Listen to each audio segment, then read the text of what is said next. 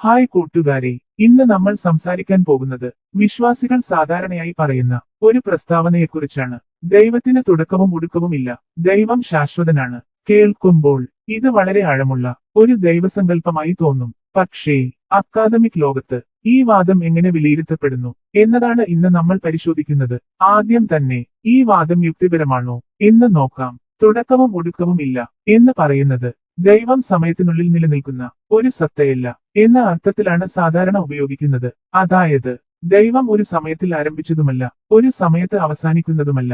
Academic തത്വശാസ്ത്രത്തിൽ ഇത് ഒരു സാധ്യമായ മെറ്റാഫിസിക്കൽ ആശയമായി കണക്കാക്കപ്പെടുന്നു.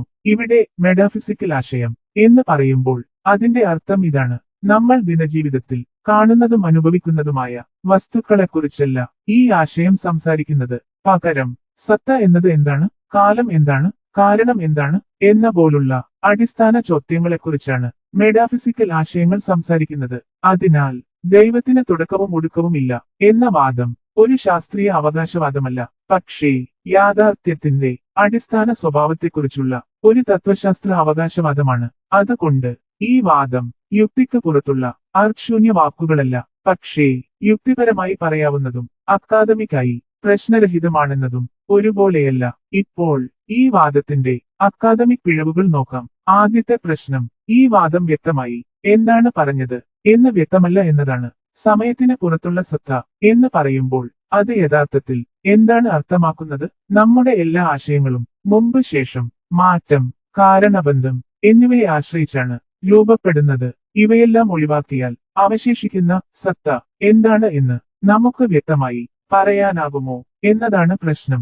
അക്കാദമിക് വിമർശകർ പറയുന്നത് ഇത് പലപ്പോഴും ഒരു വ്യക്തമായ ആശയമല്ല, ഒരു നെഗറ്റീവ് വിവരണമാണ് എന്നതാണ്. അതായത് ദൈവം എന്താണ് എന്ന് പറയുന്നതിനു പകരം ദൈവം എന്തല്ല എന്ന് മാത്രമാണ് പറയപ്പെടുന്നത്. രണ്ടാമത്തെ അക്കാദമിക് പ്രശ്നം: ഈ വാദം വിശദീകരണ ശക്തി കുറഞ്ഞ ഒരു പ്രസ്താവനയാണ് എന്നതാണ്. ദൈവത്തിന് തുടക്കവും ഒടുക്കവും ഇല്ല എന്ന് പറയുന്നത് ഒരു പ്രസ്താവനയാണ്, പക്ഷേ അത് എന്തെങ്കിലും വ്യക്തമായി വിശദീകരിക്കുന്നുണ്ടോ എന്നതാണ് ചോദ്യം. ഉദാഹരണത്തിന്, ലോകം എന്തുകൊണ്ട് നിലവിലുണ്ട്, കാരണബന്ധം എങ്ങനെ പ്രവർത്തിക്കുന്നു എന്ന ചോദ്യങ്ങൾക്ക് ഈ വാദം സ്വതന്ത്രമായ വ്യക്തമായ മറുപടി നൽകുന്നില്ല. മൂന്നാമത്തെ അക്കാദമിക് പ്രശ്നം: ഈ വാദം പരിശോധിക്കാനാവാത്തതാണ്. ശാസ്ത്രത്തിൽ മാത്രമല്ല, തത്വശാസ്ത്രത്തിലും ഒരു വാദം പരിശോധിക്കാനാവില്ലെങ്കിൽ അത് വിശദീകരണമാകുന്നതിൽ പരിമിതികളുണ്ടാകും. തുടക്കവും ഒടുക്കവും ഇല്ല എന്ന വാദം ശരിയാണോ തെറ്റാണോ എന്ന് പരിശോധിക്കാൻ നമുക്ക് സ്വതന്ത്രമായ മാർഗങ്ങൾ ഇല്ല. അതുകൊണ്ട് ഇത് ഒരു വിശ്വാസവാദമായി നിലനിൽക്കാം, പക്ഷേ ശക്തമായ അക്കാദമിക് വിശദീകരണമായി പ്രവർത്തിക്കാൻ ഇതിന് ബുദ്ധിമുട്ടുണ്ട്. നാലാമത്തെ പ്രശ്നം: ഈ വാദം മറ്റ് ധാർമ്മിക ദൈവവാദ പ്രശ്നങ്ങൾ പരിഹരിക്കുന്നില്ല എന്നതാണ്. ദൈവം ശാശ്വതനാണെന്ന് പറഞ്ഞാലും ദൈവത്തിന്റെ പ്രവർത്തനങ്ങൾ സമയത്തിനുള്ളിൽ സംഭവിക്കുന്നുവെങ്കിൽ അവയും വ്യക്തമായ കാരണങ്ങൾ ആവശ്യപ്പെടും. അപ്പോൾ സമയത്തിന് പുറത്തുള്ള ഒരു സത്ത സമയത്തിനുള്ളിൽ എങ്ങനെ പ്രവർത്തിക്കുന്നു എന്ന ചോദ്യം ഇനിയും ബാക്കിയാകും.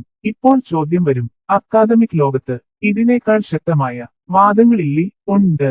അക്കാദമിക് ചർച്ചയിൽ കൂടുതൽ ശക്തമായി കണക്കാക്കപ്പെടുന്ന നിലപാട് ഒരു പ്രസ്താവനയിൽ ഒതുങ്ങുന്നില്ല. പകരം ഇത്തരം ചോദ്യങ്ങളാണ് അവിടെ ഉയരുന്നത്. തുടക്കവും ഒടുക്കവും ഇല്ലാത്ത സത്ത എന്ന ആശയം വിരോധങ്ങളില്ലാതെ നിലനിൽക്കുമോ? സമയത്തിന് പുറത്തുള്ള സത്ത സമയത്തിനുള്ളിൽ പ്രവർത്തിക്കുന്നു എന്ന് പറയുമ്പോൾ നമുക്ക് അതിന്റെ അർത്ഥം വ്യക്തമായി വിശദീകരിക്കാനാകുമോ? അത് വെറും വാക്കുകളാണോ, അല്ലെങ്കിൽ നമുക്ക് മനസ്സിലാക്കാൻ കഴിയുന്ന ഒരു സുസ്ഥിര ആശയമാണോ? ഇവ ചോദ്യങ്ങൾ ദൈവവിശ്വാസത്തെയും ദൈവവിരുദ്ധവാദത്തെയും ഒരുപോലെ ഗൗരവമായി പരിശോധിക്കുന്ന അക്കാദമിക് ചോദ്യങ്ങളാണ്. അതുകൊണ്ടാണ് ദൈവത്തിന് തുടക്കവും ഒടുക്കവും ഇല്ല എന്ന വാദം ഒരു സാധ്യമായ തത്വശാസ്ത്ര ആശയമായി കണക്കാക്കപ്പെടുന്നത്.